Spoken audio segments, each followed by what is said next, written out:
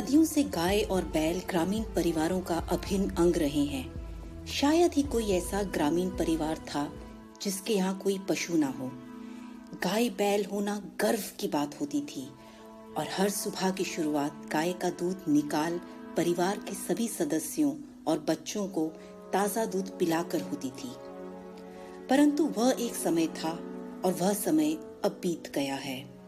गांव के परिवारों से अब गाय बैल लुप्त हो गए हैं। अचरज की बात यह है कि जहां एक तरफ ग्रामीण परिवारों से गाय बैल भैंस लुप्त हो रहे हैं, वहीं दूसरी ओर देश में इन पशुओं की संख्या बहुत बढ़ गई है। देश में दूध का उत्पादन भी कई गुना बढ़ा है। पिछले कुछ दिनों में गांव कनेक्शन ने उत्तर प्रदेश के जिलों का दौरा किया। गांव-गांव घूमकर गांव वालों से जानना चाहा कि क्या कारण है ग्रामीण परिवारों से गाय बैल का गायब हो जाना। घरों में पशुओं के कम हो जाने का प्रभाव सिर्फ उन घरों तक ही सीमित नहीं है, पूरे ग्रामीण भारत की अर्थव्यवस्था पर पड़ता है इन पशुओं का कम हो जाने का असर। यही ग्रामीण अर्थव्यवस्था के जानकारों का भी कहना है।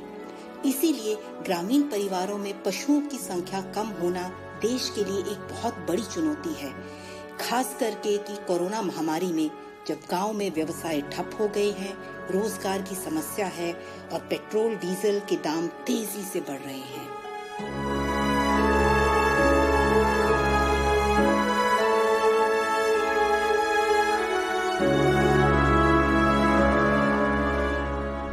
पशुओं की सबसे बड़ी समस्या चारा की है। हमारे यहाँ पर जो है बहुत गेहूं वगैरह जो होते हैं, बड़े बड़े जो काश्तकार हैं वो मशीनों से गेहूं कटवा देते हैं। दूसरी बात है, पहले चारागाह जमीन खाली पड़ी रहती है, उनमें पशु चराते थे, मगर वो ये अब समस्या आ रही है, इसलिए समस्या ये पशुओं की संख्या घट रही है। बैठे खवाऊ तंग है और पहले चरा के लाओ करते। अब दिक्कत होती है कि खवाना में मान लो खेतन में होता ही ना है, तो गाय खा लेती हैं छोड़ के, इसलिए खवाने पड़ते है। वो मजबूरी आई है मेरे अकेला है, क्या करें, तो इसलिए कम करते जाते हैं जानवर। अब हमारे यहाँ पहले तो सारी कटरी पड़ी रहती थी, उसमें गाय भैंस ही चलती थी। अब तो बैठने को भी जगह नहीं है कटरी में। बैलों की